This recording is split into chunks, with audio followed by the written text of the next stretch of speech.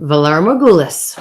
Today, Mother Supreme is visiting Westeros to investigate a theory of mine that I've had for a couple of years. Of course, I go look it up on the internet and it's everywhere.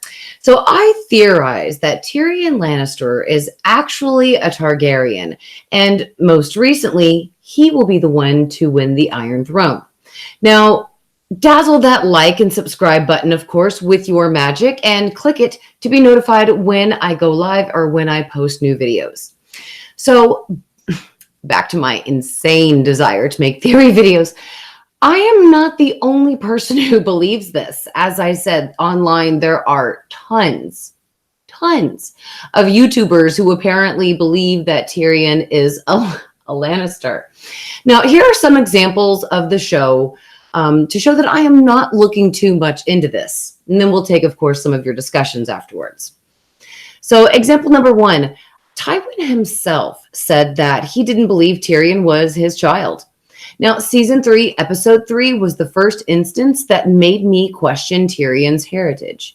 When Tyrion asks Tywin for Casterly Rock, his father says, and I quote, "Men's laws give you the right to bear my name and display my colors, since I cannot prove that you are not mine," end quote.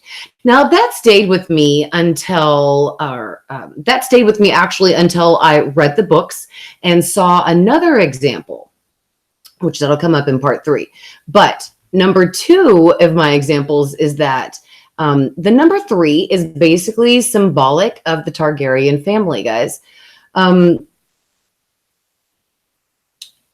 Aegon, Daenerys had 3 dragons, both of them. And they are each one out of 3 siblings. And of course, you get my point when it comes to the number 3. But to me, it would be a great twist to the show. If they actually did a real big twist on the number 3 and revealed Tyrion to be part of the Targaryen family. So then we'd have number 3. We'd have Jon, Dany, and Tyrion. That would be absolutely fantastic. Very highly unlikely, but it's still great to dream in my world. Example number 3, and if I remember this correctly, the books describe Tyrion as a Targaryen rather than a Lannister. I'm sorry, I'm reading my notes while I'm doing the stream because I wanted to have more flow to it, and I'm still screwing up as I usually do. But when I read the books, I got the impression that Tyrion looked more like a Targaryen than he actually did a Lannister. And even he had these dreams of dragons when he was a child. Now, that leads me to example number 4, and this is where the internet kind of blew up on. When Jon Snow touched Dany's dragons in season 8, to them, it obviously proved that he definitely was a long-lost Targaryen prince. And what most people also seem to forget is that there was definitely another person who once touched Dany's dragons. And that was Tyrion Targaryen. Now, in season 6, episode 3, it gave us the best proof that Tyrion is a Targaryen when Dany is trapped in the House of Undying. Her dragons, Rhaegal and Viserion, they won't eat, sadly. Remember, they are chained up in the actual, I want to say mortuary, but that's obviously not what it is. But you guys know what I'm talking about. So they're sadly in a tomb. They're sadly imprisoned in a tomb. Now, this forces Tyrion to free the dragons of their restraints. And when he enters the tomb that's keeping the dragons imprisoned, one of the dragons actually emerges from the darkness and almost rains fire on Tyrion. But he stops as if he actually recognizes him, which I kind of thought he did recognize him. Now, Tyrion explains that Tyrion explains to the dragon that he is a friend of his mother's and that he's here to help. And actually, the dragon seems to understand Tyrion. He asks the dragon not to eat the help, and to which the dragon actually seemed to laugh back at Tyrion like it understood him. So I meant to actually make this as a theory video, and I do apologize. Sadly, my husband Supreme has been extremely ill, and we have been watching over him night and day. So sadly, I'll turn this into a theory video much long in another time. But I just wanted to put it out there before the actual episodes come out so I can be told I'm wrong now. But I will actually I will include the clip of the dragon laughing at Tyrion and their actual conversation, so to speak. It really does seem like they are kind of talking to each other. But even at one point, Tyrion asks the dragon if it understands him. And it kind of listens to him and gets closer. And it allows Tyrion to touch its skin, releasing the pin that's holding his chain around his neck. And of course, the other dragon sticks his neck out as if to say, you know, hey, bro, me too, undo me. And he also lets Tyrion leave the tomb unharmed. So big things in that one. It seemed that the dragons understood Tyrion, the conversation that he was having with them. And he did kind of make it to say that, you know, he was trying to calm himself because he really thought he was going to get burned to smithereens. So in a way to calm himself, he told the dragons of the stories of when he was a little boy. All he wanted was a dragon, and that it could be a little one, just like him. And it kind of seemed that the dragons were actually listening to him. And if you go back and watch, like I said, watch that part in season 6, episode 3, between the exchange of the dragons and Tyrion, it really does look like sound like that the dragons are even responding to him, even going so far as to laugh whenever Tyrion says, please don't eat the elk. So, of course, you guys are going to be asking me, how the fuck can Tyrion be a Targaryen, okay? Now, my theory is that his mother, Joanna Lannister, had an affair with, I know I'm probably going to say it right, but Aerys Targaryen, and that's Dany's father, the Mad King. And that, of course, produced Tyrion. It's not my thoughts that she was raped. It's honestly my thought that she was something consensual. My guess is that it definitely was a consensual affair. And in George Martin's book, A World of Ice and Fire, Joanna Lannister attended the anniversary tournament in King's Landing in 272 AC, which was held to celebrate the Mad King's 10th year on the throne. Now, during the tournament, the Mad King made a mention to Joanna about her breasts. Now, of course, I'm sorry, Cookie, my mad beast, wanted to say hello, I guess. Now, of course, the next day, Tywin tried to resign as Hand of the King to the Mad King, but he was denied. And it was also, I believe, implied that Joanna spent time with the Mad King after he made that comment about her breasts. And less than a year later, Tyrion Lannister was born. So just like that, guys, Dany and Jon's mother, of course, died in childbirth, just like Joanna, Tyrion's mom. So, I mean, guys, what do you think? Is it possible that A plus J equals T? I mean, if Tyrion isn't, I'm sure you can see, though, how I came to the conclusion. Now, obviously, it wasn't until I really started thinking about it did I go online and check other YouTubers, because I wanted to see if I was the only person who had the idea. I definitely was not. So I definitely want to say that I love how George Martin in his writing planted so many seeds for storylines at a much later time.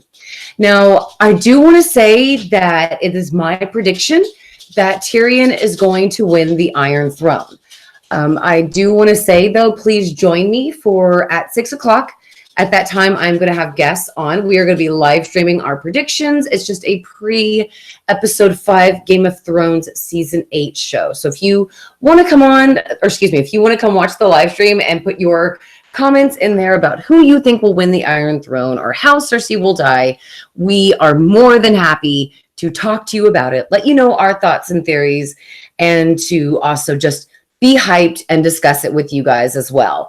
Now, I do apologize. I had planned to do a lot of this later, but again, sadly, my sweet husband Supreme is in a terrible predicament. He is having some problems right now that we have to monitor 24/7. So thank you all so much, everybody who was very kind and considerate and who gave us wonderful thoughts. As this was a huge shock to us. So let me get right back into my theory video because I'm not trying to go off the rails like I usually do. So Stephen King himself even tweeted that he thought Tyrion Lannister would be great for the throne. So I do want to say that this is exactly what Stephen King said. And I quote, just suppose now that Jon and Dany both died, along with Cersei, of course. Someone just suppose that a certain little man with a big heart ended up sitting on the Iron Throne. Now, I love that because he's obviously implying Tyrion there. And for a long time now, I have really thought that Tyrion would be best for the throne. Because number one, he likes it. He likes the Game of Thrones. That's what he tells everybody who he basically meets. And people obviously realize that he's good at it. So in my opinion, what's best for the people is Tyrion. So you guys let me know in the comments, of course, what you think about this. Does A plus J equal T? Now, again, this is just a simple theory discussion. This is something that, obviously, I'm kind of pulling out on you. And again, that I said that I will actually make a video on at a different time.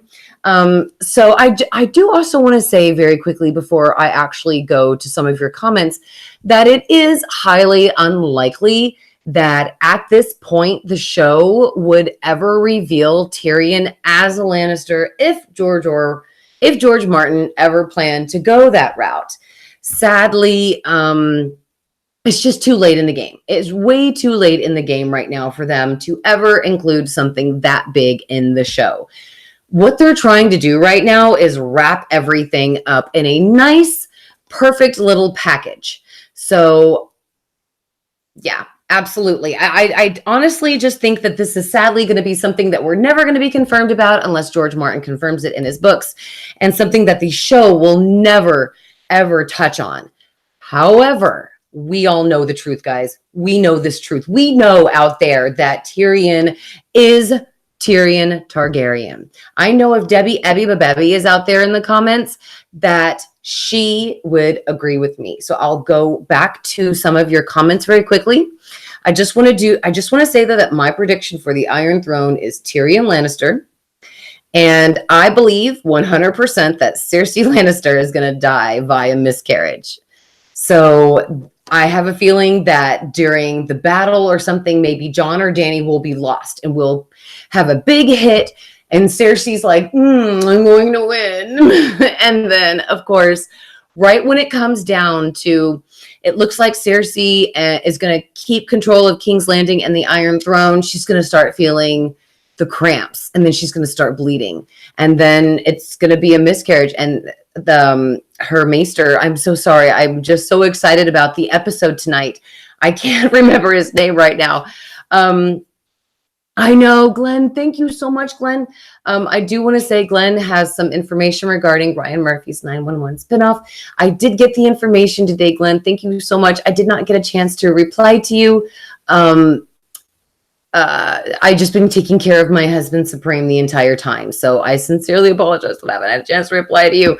What's up, Sand? What's up, Kitty? Hey, Marie Antoinette.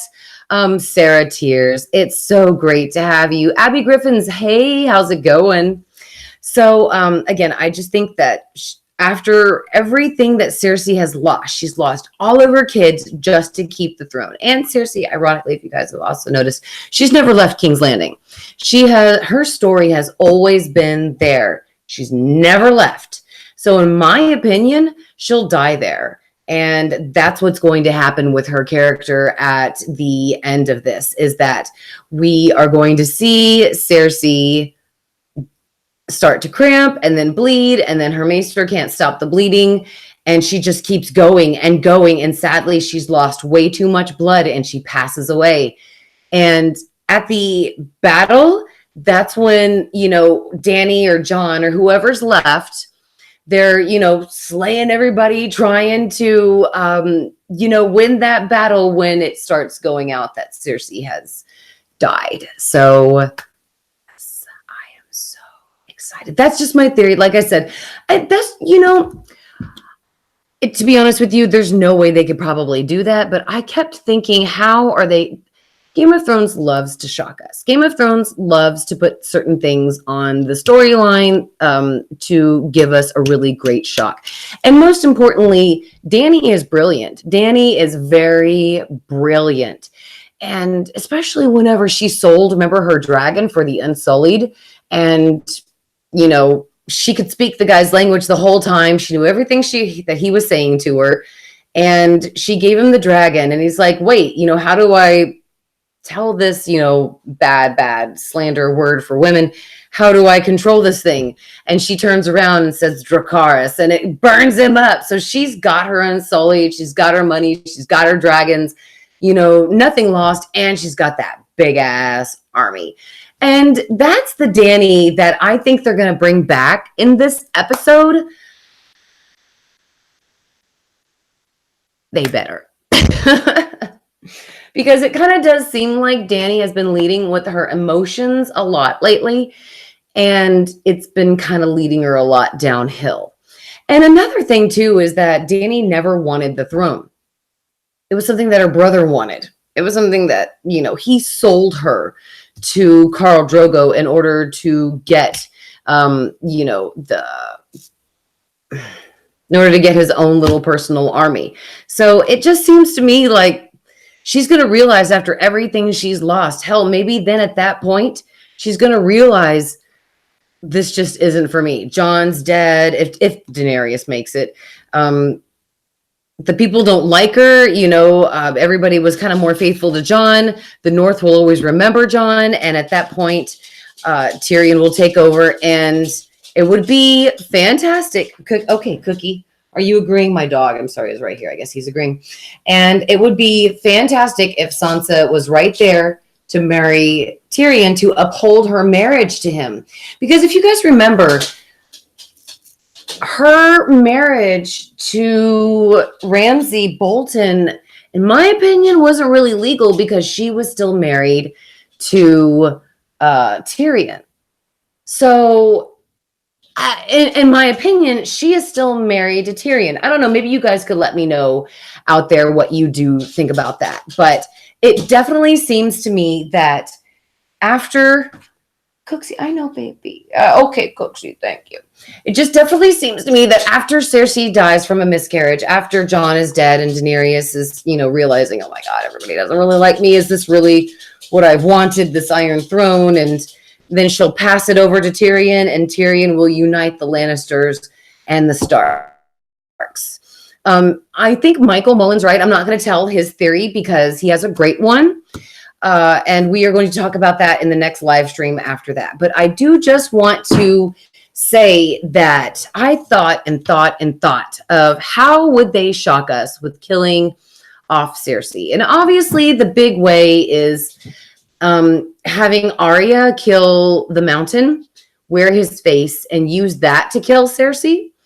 A lot of people have speculated that she's going to wear Jaime's face because Jaime's going to die along the road, and her and the Hound will maybe come upon him or something and then take his face.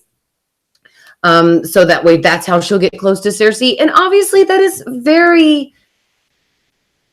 something that could definitely happen. But for me, the writers need to think outside the box. They don't need to give us something so obvious.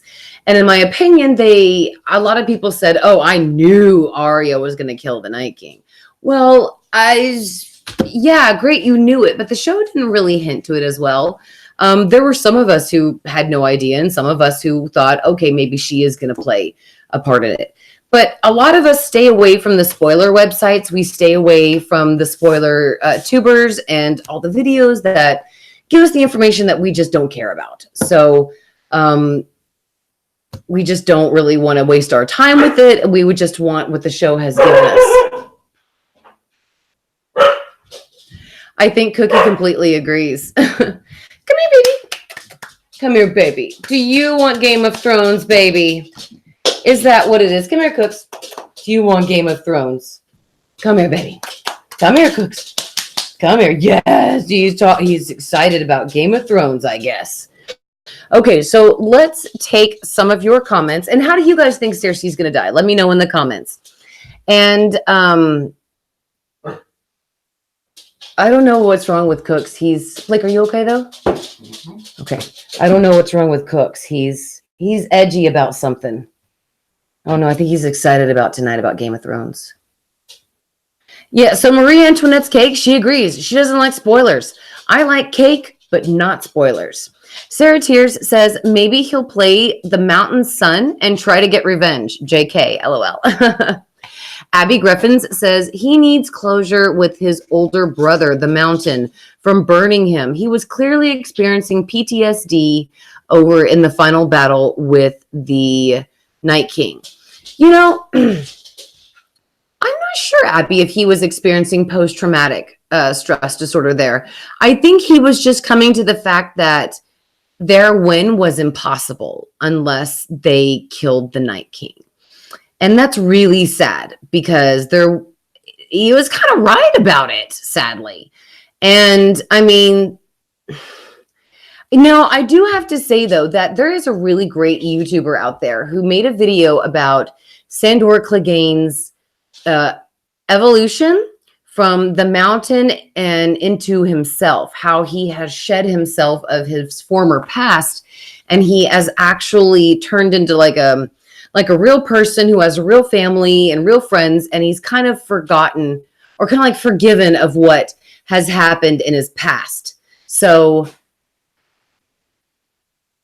I mean, just to me, I mean, it absolutely could have been, because there have been many times where in battle he has been scared at the fire. Even Arya addressed it with him. However, I think in the battle with the Night King, he had never seen that before. I don't think he had ever seen such overwhelming odds against them. And it seemed that, sadly, their death was inevitable. And I just don't think he was ready for it. I just think that a lot of them came to the conclusion that, yes, we're probably going to die. But there were most of them that were really holding on to hope, saying, no, we're not. We're going to make it. We're going to still do it. We're going to live. But I still don't understand how Samwise lived, but I'm glad he did. So yay. All right. Let's see. Oh, Abby says that it was probably the PTSD. Thank you so much, Abby. I really appreciate that, you letting me know that, because, again, it was just my thought that maybe it could have been PTSD, but I just thought maybe he was just so overwhelmed, like, oh my God, I am going to die. Because, again, I don't think even the fans were prepared for some of that fight. Now, there's some really hardcore fans out there that are like, that did not impress me much. I thought they would do it a different way.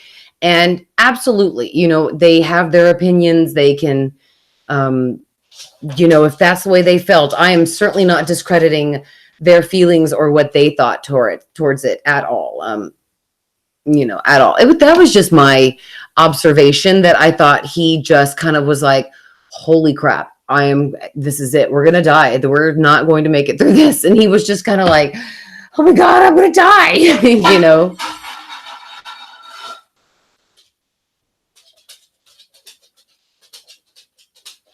Cooksy, thanks for doing that. I'm sorry, guys. The dog got to something in the kitchen, I guess.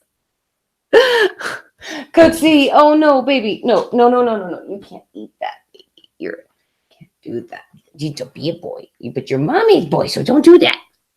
Okay, so let me take a couple of comments, because I am going to end the stream here in just a moment, and I will restart the pre-show with those of you out there who are actually joining the show. Let me click on this right here, and let me actually get up here. Mary doing Game of Thrones review. Well, I actually never thought about doing it. I just thought about this theory video and that it would be fun to make. And then it turned out that I couldn't actually make the video because my poor husband got really ill. So, yes. Marie Antoinette's cake says, Dracarys, bitches. Absolutely. I hear you. Let's see. Sarah's asking if we think that Gendry's ship will sink or sail. Sail, I say. Let's say. What's up, D King? It's so great to have you here. Happy Mother's Day, by the way, to every single mother and single father here. Griffin's Gargoyles is saying, I didn't even know you were a Game of Thrones fan. Well, I really wasn't. It wasn't until the end of season 7. That is when I kind of started getting a little sick. And I had plenty of time to actually start watching some things. And my best friend was telling me, she's the one who told me about American Horror Story, and she was the one who told me about Game of Thrones. And she said, Mary, you're going to love the books and you'll love the show even better. So watch the show. And I said, okay, I'll give it the first season because there was only 10 episodes. They were only an hour. I thought, what the hell? I'll just do it. And I loved the first season. So I watched the second and the third, and then after the 7th, I thought, okay, well, I can't wait for the 8th. And then 2 years passed by. And I'm just kind of like, we're season 8. And then finally, it's out. So I am very excited to see how it ends this year. Let's see. We're so happy that you're here, Melinda. Let's see. Thank you, Evander. I really appreciate it. Let's see. Sarah says, how do you guys feel Clegane Bowl will go down? Good question. Where are you going, Bear? Okay. I honestly feel that Clegane Bowl, look, I honestly think that the Hound is not the one that the Mountain needs to be afraid of. Because if you guys remember in the season finale of season 7, the Hound told his brother, you know who's coming for you. They're coming for you. And it wasn't him, his brother. So I think Clegane is going to, or Sandor is going to go to his brother to protect him, to be honest with you. I think we're going to get a great big shock, and that something, okay, so you know how his brother, the Mountain, is all different. He's been all bewitched and crazied up by Cersei's maester, and I think essentially that is what's coming for him, like a darkness, some sort of a dark evil is coming for him. Something maybe that he had a long time ago when he shoved his brother's face into the fire, something that he's always had. And he's going to have to meet that sooner or later.